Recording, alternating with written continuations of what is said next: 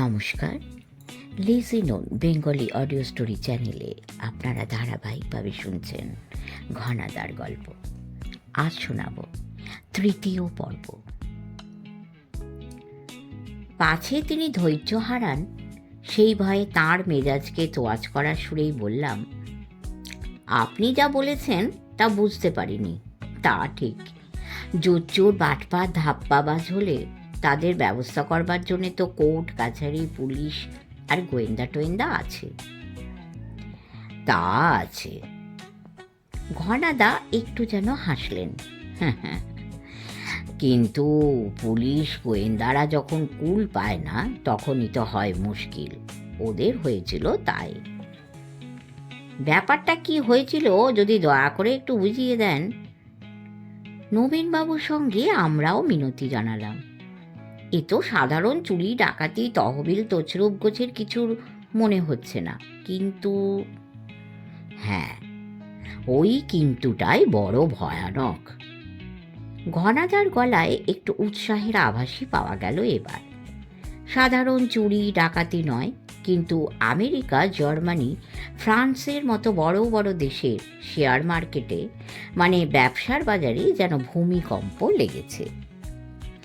একটা ধুরন্ধর ধাপ্পাবাজ সেখানে শেয়ার কেনা বেচার এমন কারসাজি করেছে যে তার ফাঁপানো সুদিনের খোয়াব দেখানো ফাঁপানো ফানুস হঠাৎ ফেঁসে গিয়ে একদল লোভী ফাটকা বাজারির একেবারে সর্বনাশ হয়েছে। সেই ফেঁসে যাওয়া ফাটকা বাজারিরাই এখন ওই দুশ্মনকে খুঁজছে হন্যে হয়ে। কিন্তু খুঁজলে কি হবে? কদিনের জন্য দুনিয়ার বাজারে দেখা দিয়ে পেঁচালো বুদ্ধির জোরে ছড়ানো ধাপ্পায় লোভীদেরই বেশি করে ফাঁদে ফেলে যে একেবারে খতম করে দিয়ে গেছে, তার পাত্তা আর কে কোথায় পাচ্ছে? তাহলে দ্বিধা ভরে জিজ্ঞেস করলাম আমরা। সেই ধুরন্ধর ধরিবাজকে ধরার দায় শেষ পর্যন্ত আর নিলেন না? নেবার ইচ্ছেই তো ছিল না, কিন্তু ঘনাদা যেন স্বীকার না করে পারলেন না। কিন্তু শেষ পর্যন্ত নিজেরই যে লোভ হলো। দুনিয়া ধরিবার চূড়ামণিকে স্বচক্ষে একবার দেখে তার সঙ্গে পাঞ্জা লড়ার। তাই কিংকংয়ে ছোট ভাইয়ের হাতের মোচড়ে যেন কোকিয়ে উঠেই তার হুকুমটা মেনে নিলাম, শুধু একটা শর্তে। শর্ত? তোর আবার শর্ত কি রে উইচিংড়ে? দুশ্মন দানোটা দাঁত খিচিয়ে বলল, কাজটা হাসিল করলে তোরই পছন্দ মতো হয় ডান নয় বাঁ কানটা ছিঁড়ব। এই একটা শর্ত তুই অবশ্য করতে পারিস বটে। কোন কানটা?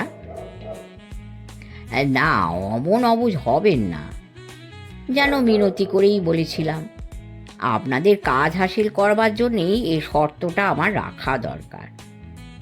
বেশি বকবক করিস নি।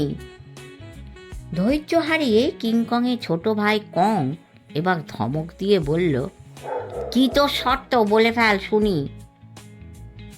এমন কিছু নয়, আমি যেন ভয়ে ভয়ে বলেছি। শর্ত শুধু এই যে আপনি মক্কেলকে 1 বছরের মধ্যে খুঁজে বার করার যে কথা বলছেন সেটা আমি করব ঠিক, কিন্তু আমাকে তারপর আপনাদের খুঁজে বার করতে হবে। তার মানে? ছোট কং মানে ঘটোৎকচের দাদা রাগে রক্তচক্ষু হয়ে আমার দিকে চেয়ে এবার গর্জে উঠেছে। তুই খুঁজে বার করবি আমাদের ধুরন্ধরকে, আর তারপর তোকে খুঁজতে হবে আমাদের? কি কি এসব উল্টোপাল্টা রসিকতা হচ্ছে আমাদের সঙ্গে? দেব এবার মুন্ডুটা সত্যি উল্টো দিকে ঘুরিয়ে? ছোট কং তখনই আমায় ধরবার জন্যে হাত বাড়ায় আর কি। তার নাগালের বাইরে একটু সরে গিয়ে বললাম, এই মিছিমিছি রাগ করছেন কেন? আপনাদের যা আসল উদ্দেশ্য তার সিদ্ধির জন্য এই শর্তটা যে দরকার তা বুঝতে পারছেন না কেন? আপনাদের মক্কেল তো বলছেন ধরিবার চূড়ামণি, তাকে খুঁজে বার করে সামনাসামনি কোতল করতে গেলে আপনাদের হবে কিছু? যা আপনাদের বিশেষ দরকার, আর সেই গোলমেলে কাজ কারবার আর লেনদেনের গোপন কাগজপত্র, তখন কি আর হাত করতে পারবেন? সে আগেই সব দেবে জ্বালিয়ে পুড়িয়ে নষ্ট করে। তাই বলছি, আমি 1 বছরের মধ্যেই তাকে খুঁজে বার করার করছি। কিন্তু খুঁজে বার করে আমি শুধু তার উপর নজর রাখার বেশি আর কিছু করব না। করলে সব কাজ যাবে ভেস্তে। আপনাদেরই তাই তখন আমায় খুঁজে বার করার চেষ্টা করে আপনাদের সেই ধড়িবাজের সঠিক সন্ধান পেতে হবে। ব্যাপারটা ইচ্ছে করেই বেশ একটু জটিল গোলমেলে করে তাদের কাছে সাজিয়ে ধরেছিলাম। ঠিকমতো কিছু না বুঝলেও নিজেদের গরজে শেষ পর্যন্ত আমার শর্ত মানতে তারা আর আপত্তি করেনি। গল্প যেন এখানেই শেষ।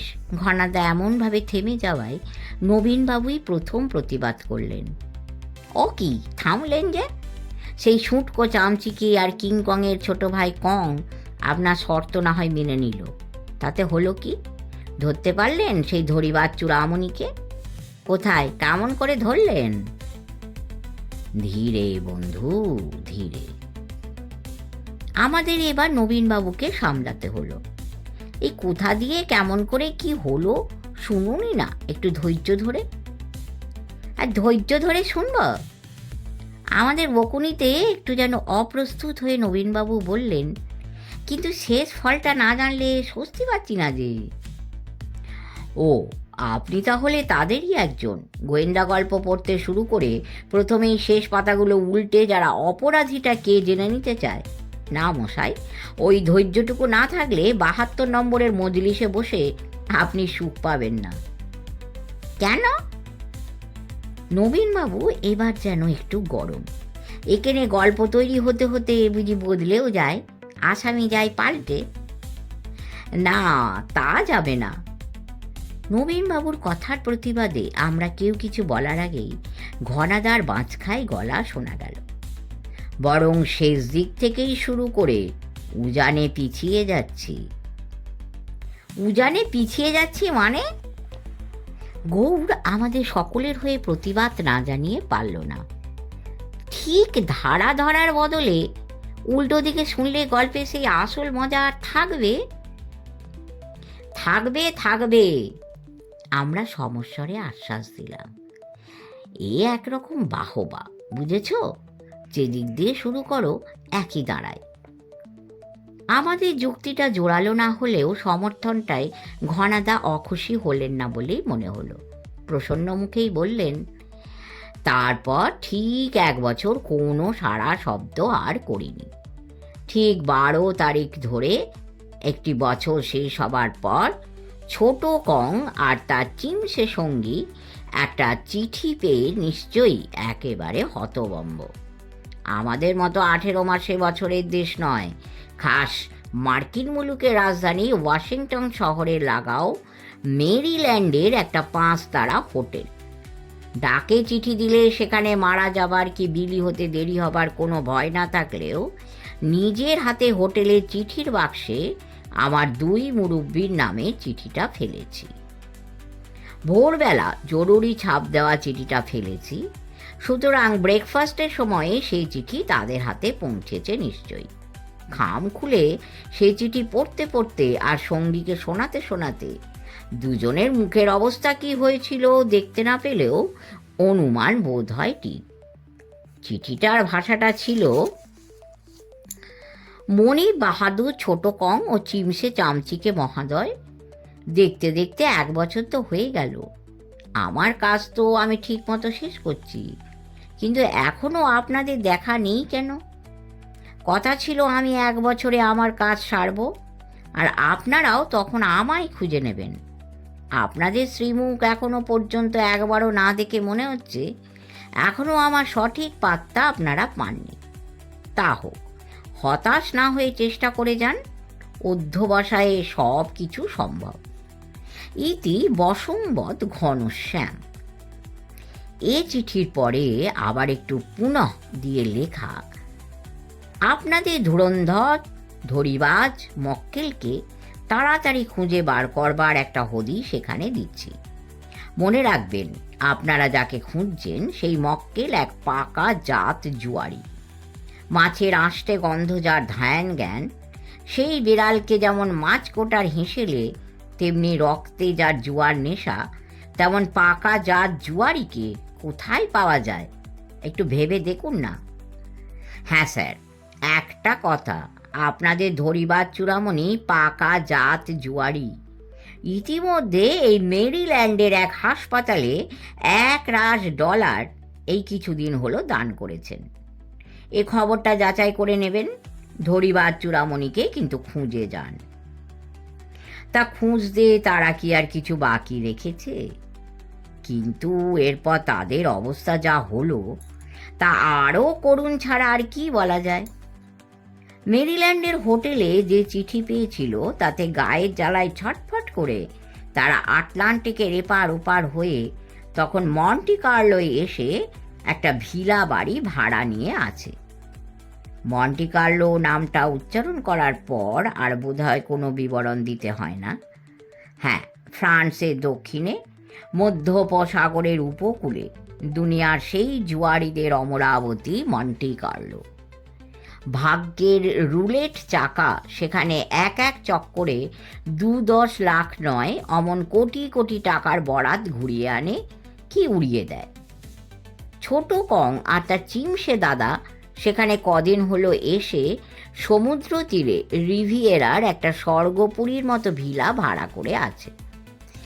মানে ভিলায় নয়, ঠিকানাটা তাই রেখে সারা দিন রাত তারা সব জুয়ার ঘাঁটি, ক্যাসিনো থেকে ক্যাসিনো ঘুরে ঘুরে তাদের মক্কেলকে খুঁজে বেড়াচ্ছে।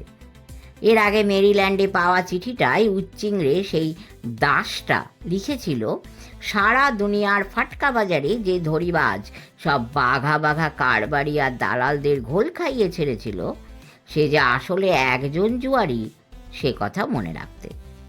সে কথা মনে রাখলে সেই ধরিবাজকে দাতব্য লটারির মজলিসে খোঁজার কোনো মানে হয় না নিশ্চয়। কথাটা মনে ধরেছিল বলেই কং আর তার সুঁটকো সঙ্গী এদিক ওদিক একটু ঘুরে ফিরে এই মন্টি কার্লো এসে উঠেছে। জুয়ারির এমন স্বর্গ আর কোথায় আছে দুনিয়ায়? কিন্তু কই, এখানে আসা অবধি সারা দিন রাত সব কটা ক্যাসিনোতে পালা করে সারাক্ষণ ধর্না দিয়েও সেই ধরিবাজের টিকিটি পর্যন্ত দেখতে পেলে না। সে ধরিবাজে দেখা পাওয়ার বদলে পেল সেই গায়ে জ্বালা ধরানো চিঠিটা। চিঠিটা সেই সুঁটকো উচ্চিংড়ে দাসটার। দাস লিখেছে, আরে ছ্যা ছ্যা, তোমরা যে এমন নিরেট আহাম্মক তা ভাবতেই পারিনি।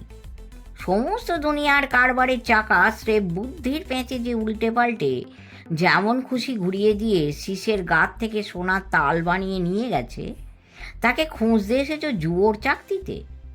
ভাগ্য ফেরাবার ছেলে খেলা যেখানে হয়, সেই সব ক্যাসিনোয় রুলেটের টেবিলে গাওস্কর তার হাতের মার ঠিক রাখতে গেছে ডাঙ্গুলি খেলতে। না হে উজবুকরা, তা নয়। যাকে তোমরা খুঁজছো রুলেটের জুয়ায় হাত নোংরা করার মানুষ সে নয়। মন্টি কার্লো কি তোমরা এর আগে যেখানে খোঁজ করে এসেছো, সেই লাস ভেগাসে 10-20 লাখ টাকার লাভে তার লোভই নেই। সাগর হেন 5-10টা দিঘি যে বাগিয়েছে, দুটো পাতকোর জন্য হ্যাংলামি সে করবে কেন? তার আবার দানের কথা শুনেছি। আর কটা নতুন দানের কথা শোনো। ইউরোপে যেমন তেমনি আফ্রিকাতেও দুটো নতুন বিরাট হাসপাতালে বসাবার সমস্ত খরচ সে দেবার ব্যবস্থা করেছে। যা গচ্চা দিয়ে তোমরা হন্যে হয়ে তাকে ধরবার জন্যে ছোটাছুটি করছো, তোমাদের সেই লোকসানের টাকা দিয়েই সে এসব দান ধ্যান যে করছে, তা বুঝতে পেরে তোমরা যে দাঁত কিরমির করছো তা টের পাচ্ছি। কিন্তু উপায় তো নেই। তোমাদের নাক কান যে এমন করে মলে দিয়েছে, তার হদিশ পেতে হলে বোরের চালে যেখানে কিস্তি মাছ খেলার কেরামতি দেখা যায়, সেখানে যেতে হবে। তোমাদের ওই ফাটকাবাজেরই বুদ্ধি নিয়ে শুধু নিজেদের চেষ্টায় সেখানে পৌঁছাবার আশা অবশ্য কম। তবু চেষ্টা করে যাও চেষ্টা। চিঠিটা পড়তে পড়তে কং আর তার সুঁটকো সঙ্গীর চেহারা যা হয়েছিল, তা যে এঁকে রাখবার মতো তা নিশ্চয়ই বলতে হবে না। একজন যেন মাটিতে পোঁতা মাইন, আর অন্যজন যাকে ক্ষেপণাস্ত্র বলে, সেই মিসাইল। চিঠিটা যখন তারা পেয়েছে, তখন নিজেদের শিকার খুঁজতে একটা ক্যাসিনোর মধ্যে বসে নজর রাখছিল বলেই কোনো রকমে নিজেদের সামলে তারা আগুনের হলকার মতো রুলেট টেবিল ছেড়ে ক্যাসিনোর বাইরে বেরিয়ে এসেছে। এইমাত্র চিঠিটা একজন বেয়ারার হাতে তাদের কাছে পৌঁছেছে। বেয়ারাকে খুঁজে পেতে দেরি হয়নি, কিন্তু খুব ফ্যাশন দুরস্ত পোশাক পরা অজানা এক ভদ্রলোক দূর থেকে তাদের দুজনকে দেখিয়ে দিয়ে জরুরি চিঠিটা তাদের দেবার নির্দেশ দিয়ে চলে গেছে। এর বেশি সে বেয়ারা আর কিছু হদিশ দিতে পারেনি। রীতিমতো ফ্যাশন দুরস্ত দামি পোশাকের ভদ্রলোক যে চিঠিটা যথাস্থানে দেবার জন্যে মোটা বকশিসও দিয়ে গেছে, বেয়ারা শেষ পর্যন্ত তা স্বীকার না করে পারেনি। কিন্তু চিঠি দিয়ে লোকটা গেল কোথায়? ক্যাসিনোর মধ্যে সে ঢোকেনি, ক্যাসিনোর বাইরেও তার কোনো চিহ্ন দেখা যায়নি। সেখানকার ক্যাসিনোর বাহারে উর্দি পরা নেহাত শোভা হিসেবে বসিয়ে রাখা এক দাঁড়পাল তার নির্দিষ্ট জায়গায় দাঁড়িয়ে দাঁড়িয়ে ঘুমুচ্ছে বলা যায়। আর এসব ক্যাসিনোতে যেমন থাকে তেমনি দু একজন হাড় হাওয়াতে ফতুর হওয়া জুয়ারি ভাগ্যের কৃপায় মোটা দাঁওটাও যারা মেরেছে এমন কারো কারো কাছে নানা ছুতোয় কিছু ভিক্ষে পাওয়ার আশায় ঘোরাঘুরি করছে। ছোট কং আর তার সঙ্গী ক্যাসিনোর বাইরে বেরিয়ে আসতেই তেমনি একজনের পাল্লায় পড়ে। মাথায় ব্যান্ডেজ বাঁধা, একটা চোখ কালো ঠুলিতে ঢাকা, পকেট আর বোতাম ঘর ছেঁড়া একটা ওভারকোট কাঁধে ঝোলানো একটা ছোট কং আর তার সঙ্গীর জন্যেই যেন অপেক্ষা করছিল। তারা বাইরে আসতেই তাদের ওপর প্রায় ঝাঁপিয়ে পড়ে ব্যাকুলভাবে বলল, শুধু একটা ফ্রাঁ মসিয়ে, শুধু একটা ফ্রাঁ, ঢাকা দিয়ে বরাতে চাকা একেবারে ঘুরিয়ে দেব, দেখুন। ছোট কং আর তার সঙ্গী রাগে বিরক্তিতে তাকে ঠেলে দিয়ে যত সামনের দিকে গোবার চেষ্টা করে, সে নাছোড়বান্দা হয়ে ততই তাদের প্রায় জড়িয়ে ধরে থামাবার চেষ্টা করে বলে, দোহাই আপনাদের, লাখে একজনের ভাগ্যে একবারই যা কখনো আসে, এমন করে সেই আশীর্বাদ পায়ে ঠেলবেন না। শুনুন শুনুন, আজ এই বিকেল ঠিক 4টের পর থেকে 3-এর পর্দার দিন। হ্যাঁ, লাল চৌকো আর 3-এর নামতার পর্দা চলবে। সারা রাত জেগে 3 ক্ষণে জ্যোতিষী হিসেব কষে আমি দেখেছি, একটা ফ্রাঁ দিয়ে শুরু করতে পারলে আমি ক্যাসিনোর গোটা জুয়ার ব্যাংক ফেল করিয়ে দিয়ে যেতে পারতাম। শুধু একটা ফ্রাঁ, যা আমার নেই। মন্টি কার্লোর মতো বড় বড় জুয়ারিদের সাধের শহরে এরকম পাগল নানা আস্তানায় প্রায়ই দেখা যায়।